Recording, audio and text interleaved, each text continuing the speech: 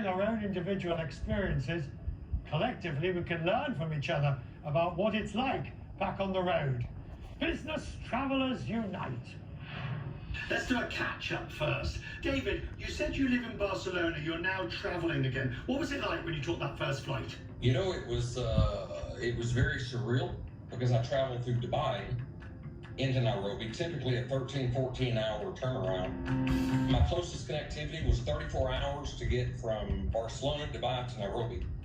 And so that's COVID tests, that's health forms, that's QR codes, everything. So it was hard. Keith Norton, first of all, where are you? Greetings from Christchurch.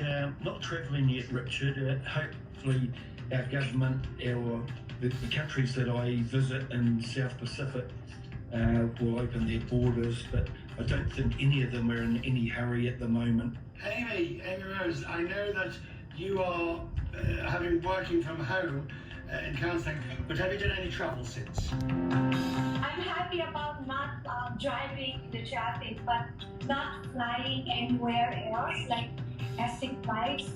It's something that makes me sad because I miss going to places. Felicia, how about yourself? What I think has helped me was that I put up a strategy of how I would ease the COVID lockdown within my own system. So I started traveling by road gradually to get used to the system and the new life. And then I'm going to start traveling locally. And then finally, I'm going to fly out of Nigeria. That's probably going to be in December. Amy Rose, you're not traveling. I mean, you missed a conference that you wanted to go to. What's it going to take to get you traveling again? Well, hearing David's experience, that's something that I really don't like to go through. You don't want to go through what David had to go through, which was to do the testing regime.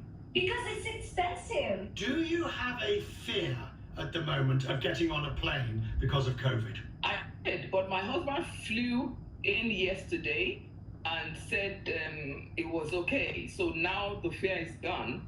I may hop on the flight from next week to see my clients instead of doing it all by road.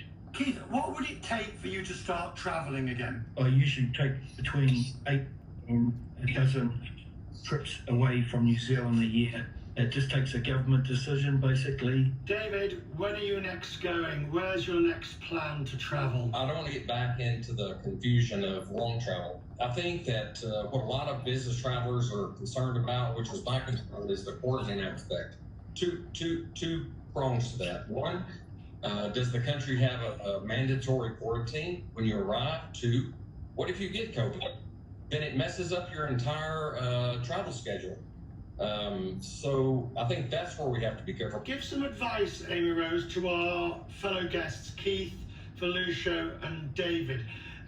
Because obviously you're a therapist, you work in this area. How would you suggest we are all handling this crisis? Mental health is very important. And part of mental health is the physical, psychological, mental, and the spiritual side. So physically, we just need to enhance our immune system while we are waiting for that chance to come again. It's always about our protection. Our body is our responsibility. All together, 3 deep breaths in and out. Are we ready? Yeah. All right, 1, in.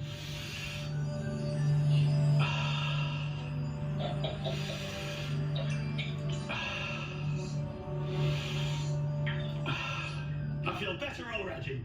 God bless one and all. Thank you very much for joining us.